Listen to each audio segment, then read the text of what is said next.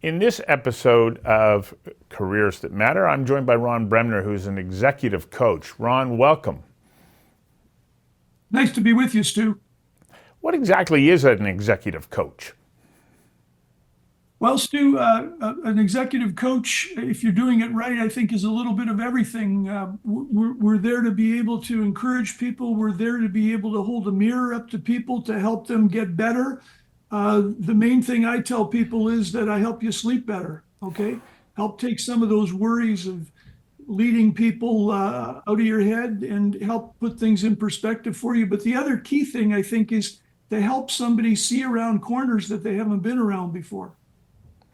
So, what does your day look like? Because you go, okay, so I'm a coach, but what does a work day look like for you? Well, my work day is pretty simple, but you know the great thing about my job and my work is that it's not a job. I start out with clients and I end up with friends. I've got people. I got two or three people right now I've been working 8 or 9 years with, if you can believe, and I speak with them an hour a week, and I've spoken with them an hour a week for the last 7, 8, 9 years in some cases. Okay. And we talk about strategic planning in their company. We talk about people issues. We talk about budgeting. We talk about leadership. We talk about basically all of the things that in many cases, most of these people don't have anybody else to talk about it with. Okay. The things to help them in their career, the things to be able to bounce off, to be able to give them a perspective, to be able to push back on them about a hire that they might be making. Reminding them, have you asked this question? Have you made this phone call? Have you checked this reference out? A number of people, clients that I've had over the years, I help them get good people for their company because I've got, as you know, a pretty good network across the country. There's not too many people in too many businesses I don't have a connection to. And when people are looking for good people, a lot of them will come and say, do you know anybody who might be good at this? And you know what? I'm not sure, but let me make a few phone calls. Well, you also help people. You also help people when they've got challenges. I know because I've reached out to you and you gave me some pretty pointed and very helpful advice. So, how much of your time is dealing with those challenges that a leader might go, I don't really want to go over this with my own team because there might be some sensitivities and so on, but they know that you're a trusted confidant. Well, that's a lot of it because, you know, I tell them initially when we start to work together that I'm like the priest in the confessional. Okay. Everything we talk about is confidential.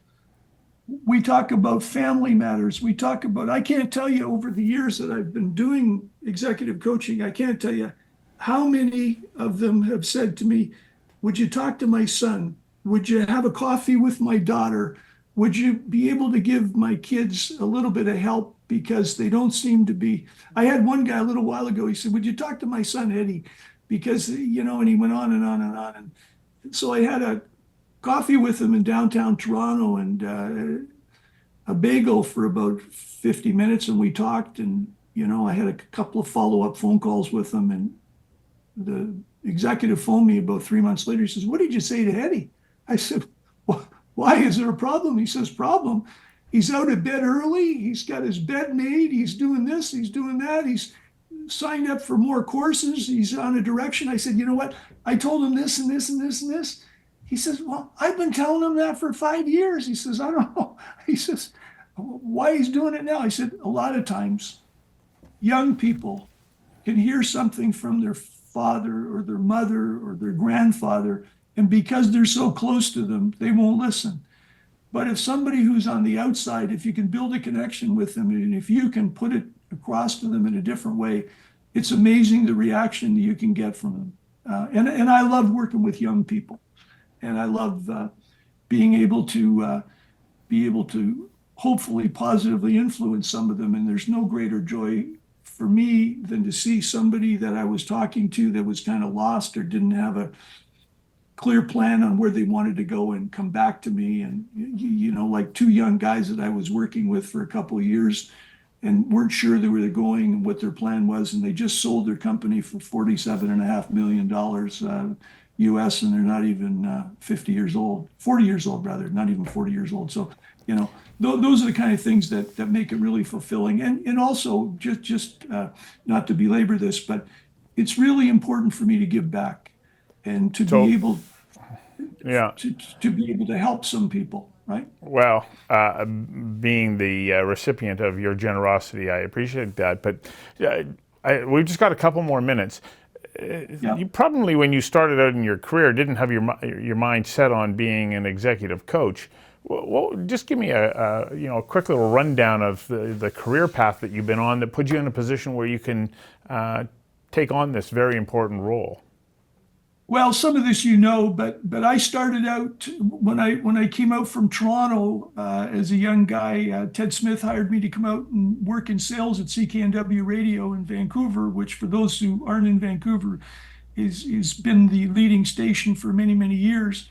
And I started out knocking on doors and building up a client list, and little by little over the years, I got into sales management, and then ended up as president of the radio station. And then one day, back in 1990, Doug Holtby, who was head guy at all of Western Broadcasting, asked me to move over from radio to television, which had never been done at that time. You usually stayed in your lane in either TV or radio, and I went over to TV and had the privilege of working with you and your colleagues at BCTV for about 6 years, and we had some pretty good things that we accomplished together, and so was able to do that. And then I took a 2-year sabbatical, and then I got introduced to Larry Tannenbaum, part owner of the Leafs and the Raptors, and Larry asked me to go to New York to run a company for him, which I did for 18 months and then sold it, and then did 2 other projects as CEO for him. So moving to executive coaching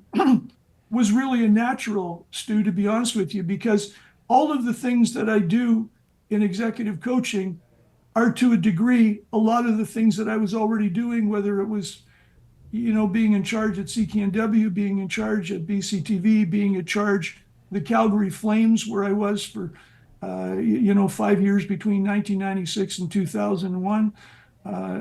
People used to say to me, "How do you like being in radio?" I said, "I'm not in radio, I'm in psychiatry." And then I went to BCTV. "How do you like being in TV?" I said, "No, I just moved to a bigger ward." And then when I got to sports and entertainment, I told people I had the whole hospital. So dealing with people was something that I really enjoyed. It was not unnatural. I love connecting with people, and I love seeing people grow and prosper and develop. And so moving to executive coaching was a natural step for me to take, because most of the things that I'm doing now are things that I was doing for so many years, but for a company and for the individuals within that company. And now I'm doing for people who run their company. And then they asked me to come in and do offsites for their company.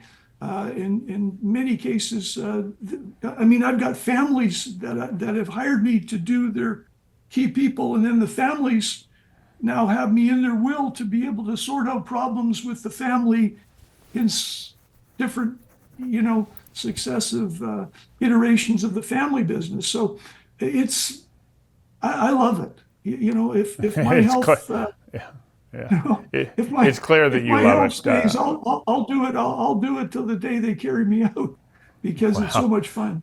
I hope that's a long way off. Thanks for giving us just a little glimpse into your world as an executive coach. Really appreciate your time. Thank you so much, Stu. Anytime I can help.